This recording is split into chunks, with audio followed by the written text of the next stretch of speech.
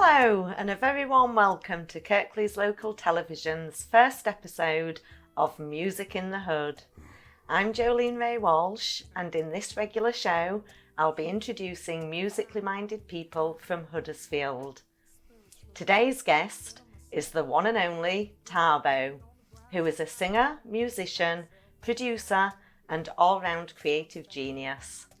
Thabo, it's an absolute honour and a pleasure to have you on the show today.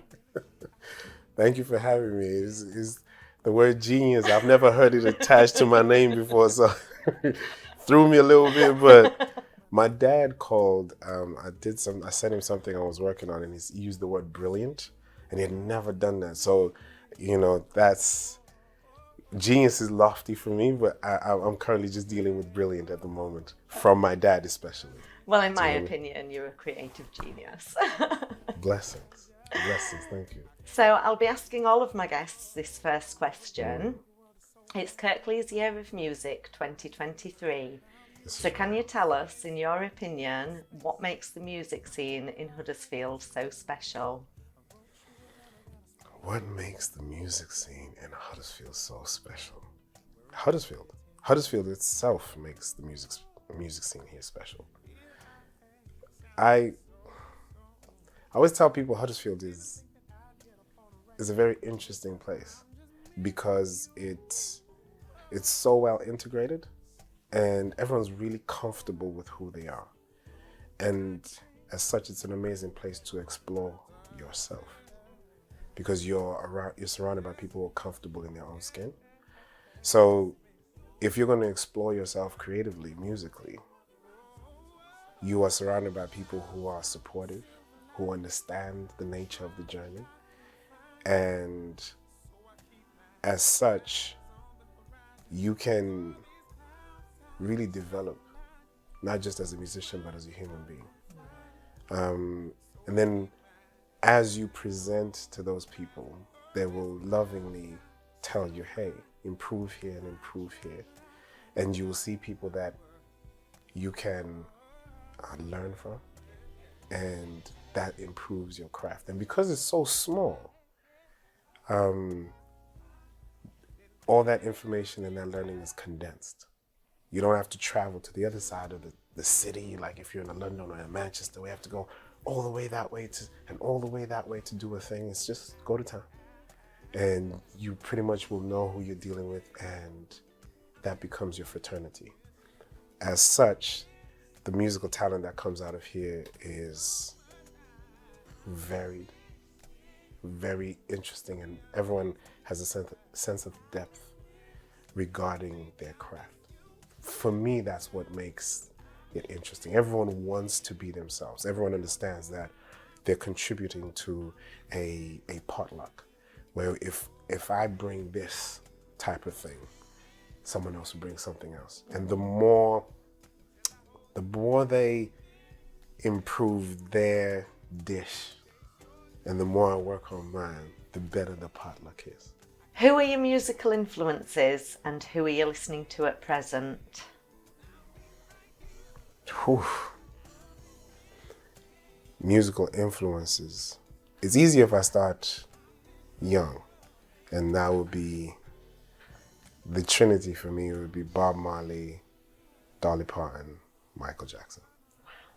That pretty much sums up. My dad had a vinyl collection, a couple of 100 records. And I'm one of those people who, once I like a song or I like someone, I play the same artist over and over and over. And drives people nuts. I'm now comfortable with it. But if you're 6 years old and you get your hands on the vinyl for the day, and then all you're playing is Buffalo Soldier, and we had the extended cut, which was 12 minutes. And as soon as it finished, I go right back and I'll play it again. And then I go right back and play it again. So, and then Michael Jackson came in the form of We Are the World. A lot of people kind of met Michael Jackson in different ways. For me, it was We Are the World. And because I think him and Lionel Richie wrote that song together, and we had the vinyl, and we had the single. And in that was so many voices that assembled for that song. So as a kid, I'd also try and sing the same tones that I would hear the voices like. And the way they did it is they had a gruff voice with a soft voice, and they were painting with shades of vocal tones. And as a kid, I would try and emulate that.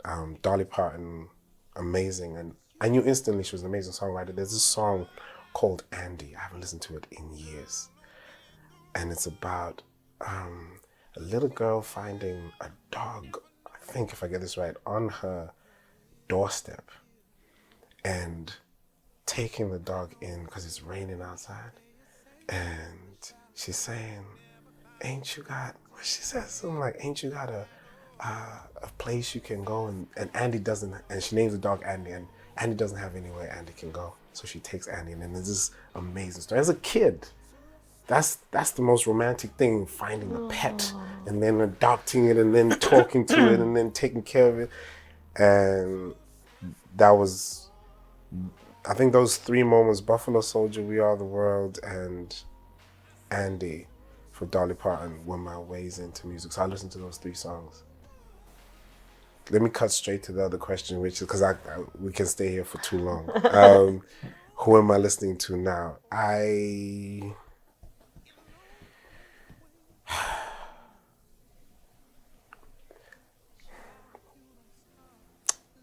It's not as much music as I used to listen to, and I don't want to fall into the trap of being someone who listens to things I used to listen to, like, oh, music was only good when like D'Angelo was making music or so.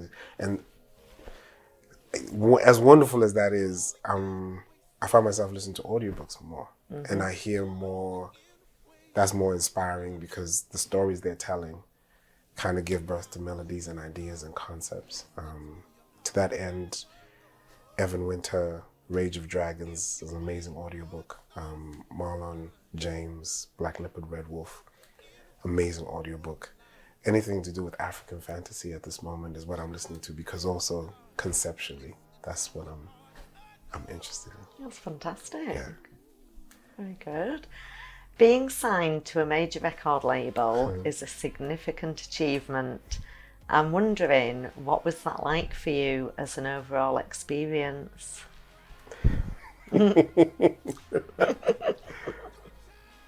Ah, man. It was, okay. It was wonderful, but not in the ways you'd think. Being signed in the romantic notion is, I have achieved something and I've graduated and I am recognized, and now someone is going to take care of some of the things that, like, there's this idea, it's like people have this idea that it's like going on holiday, where when you get there you go, ah, wonderful. And on that beach, you can sit there and contemplate what it's taken for you to get there, and be happy and rejoice and just enjoy and bask in the moment. That's not the reality of the situation.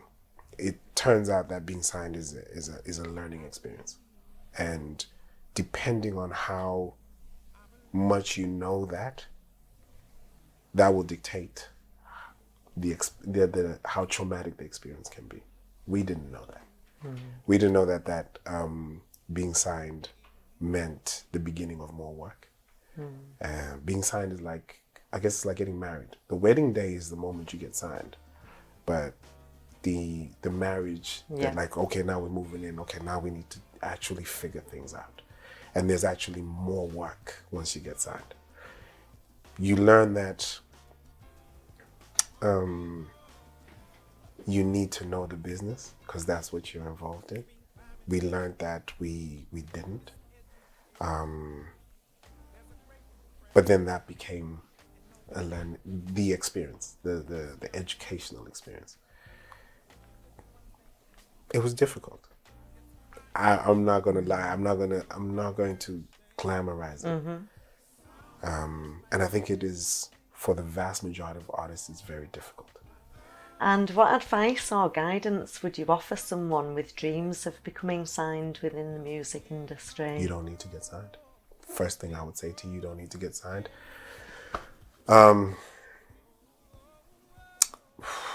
Because think about what being signed is. Being signed is validation. So then the deeper question is, how do you get validation? And why do you need that validation? Because it's literally someone saying, I believe in you and I'm going to put my money where my mouth is.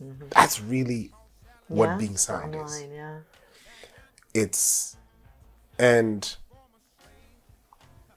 that feels great in theory. In the moment. There's a moment in which it feels great. But the reality of it is very different. So the first thing I say is you don't need to get signed.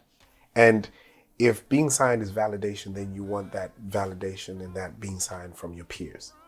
Those are the people you want to sign you. You want your peers to come and say, I really like what you're doing. That to me is really what being signed is. Can you tell us a little about your work with Finding Rhythms? Wow.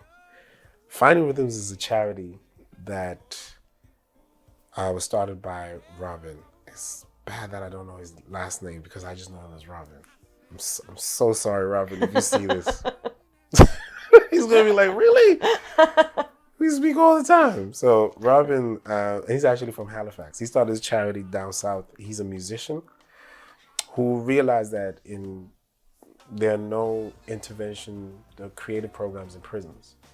So he was invited to go to a prison, this is probably over 10 years ago, and start doing music workshops. He then developed a system of delivering these workshops in prisons, whereby two or three practitioners, which is like 2 or 3 musicians, go in and over the course of 6 days create an album with about maximum 12 of the inmates, 12 of the prisoners.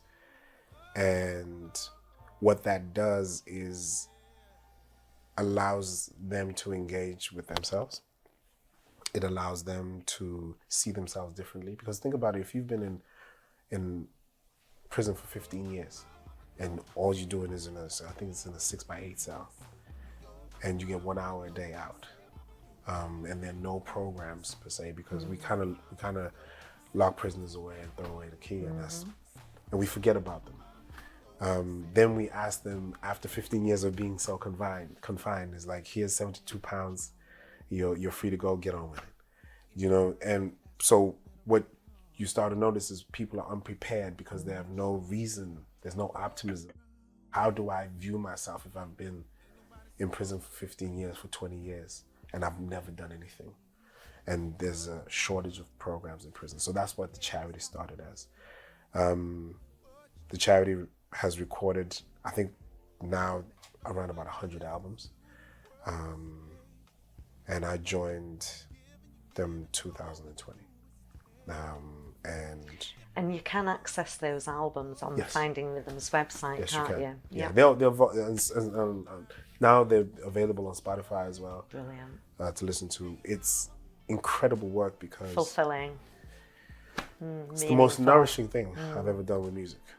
So you have your 23-track compilation launch coming up on Thursday, May the 11th. Jolene's 50th. Would you like to tell our viewers about it? I'll be honest, this is the moment when I say Jolene and I have known each other for a long time, and I'm fortunate to have someone who has expressed belief and support and just love for what we do. You know what I mean? So